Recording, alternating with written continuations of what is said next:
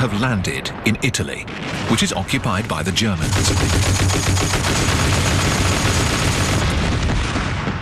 In their advance towards the north, where Mussolini is still in control, the American, British, Canadian and French armies are held up by the solid German defense belt along the Gustav Line in the area of Monte Cassino.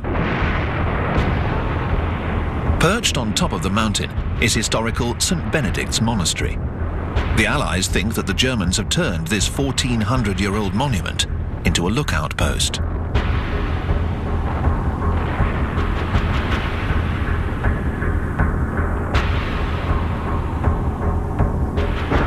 More than 200 Allied bombers will drop over 500 tons of bombs on the monastery. In World War II, nothing is sacred. It turns everything into an inferno.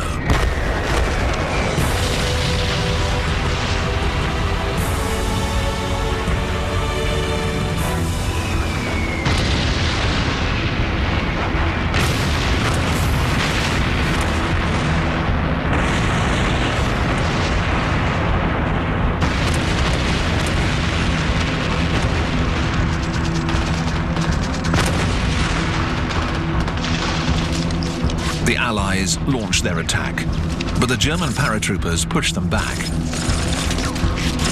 The German shock troops are now firmly entrenched in the ruined monastery. Nothing was achieved by the bombing.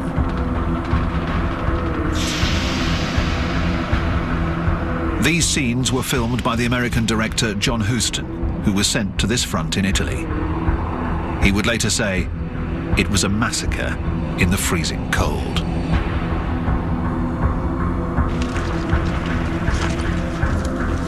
And yet Churchill had called Italy the soft underbelly of Europe. By moving in from the south via Italy, Churchill's aim was to take Berlin before the Russians could. The Red Army continues to advance steadily from the east. Kiev is liberated. The German Wehrmacht army pulls out of the Ukraine, obeying Hitler's orders to systematically destroy everything.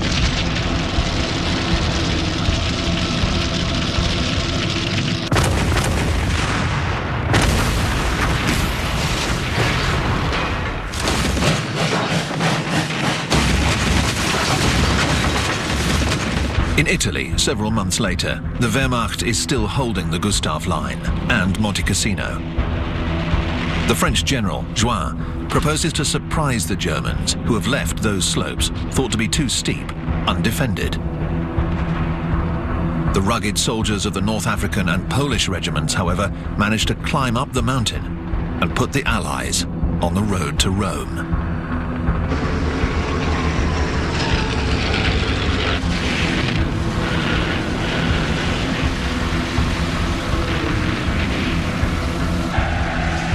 As the Wehrmacht retreats,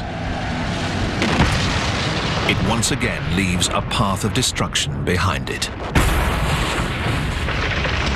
But together with Mussolini and his remaining fascists, the Germans will retain control of northern Italy and its industries. They are the target of attacks by Italian partisans, and they retaliate with indiscriminate violence.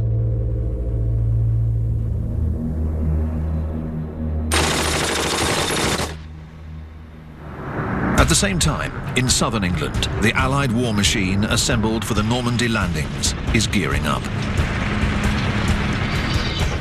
On the evening of the 5th of June, the paratroopers get ready to leave, decked out in their Indian-style war paint and haircut to make themselves feel brave. The Supreme Commander of the Allied forces, General Eisenhower, comes to tell them, "You are about to embark upon the Great Crusade." The plan is to land on 5 beaches along a 100-kilometer stretch of the Normandy coast, from the Seine to the Cotentin Peninsula, where the German Atlantic Wall defences are the weakest. At midnight on June the 5th, British gliders and Dakotas full of British, American and Canadian paratroopers slip silently inland over the Normandy region.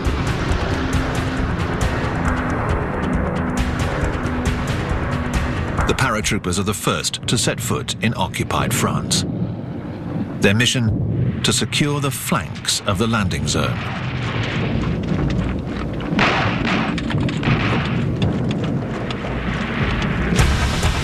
The Allied fleet is on its way. It is the biggest armada ever assembled. Nearly 5,000 landing ships and assault craft. Yet it is not detected by the Germans, who are prevented from carrying out reconnaissance flights by the stormy weather. Bombardment and shelling from the battleships pound the coast, but completely miss their targets on the beach codenamed Omaha. The German bunkers remain intact.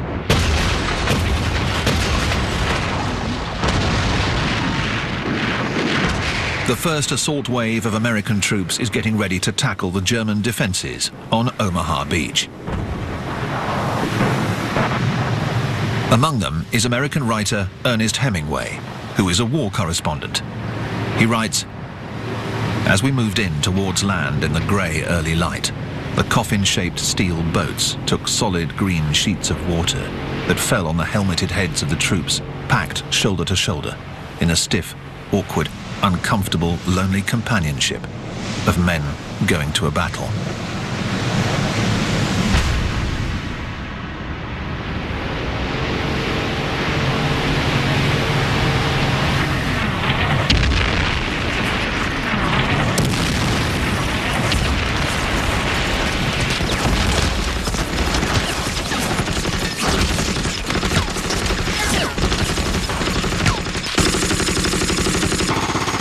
Another war reporter, the photographer Robert Capa, is also caught up in this inferno.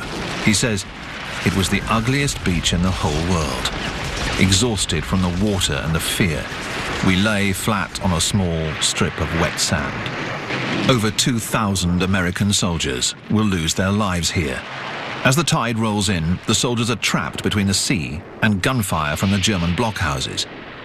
Eisenhower had prepared a communique in case the landing failed. In a handwritten letter, he said, 'My decision to attack at this place was based on the best information available.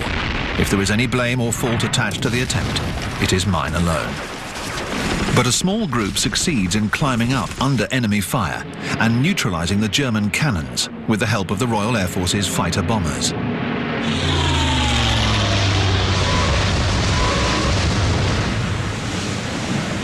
In the meantime, the Canadian troops have landed on Juno Beach.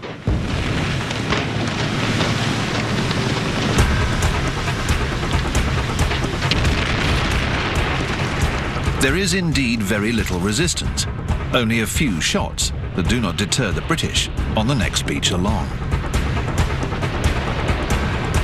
The few German defenders who survive the bombardments finally surrender.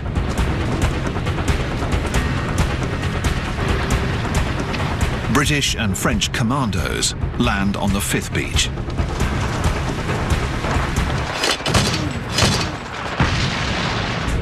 The Allies plan to land 326,000 men.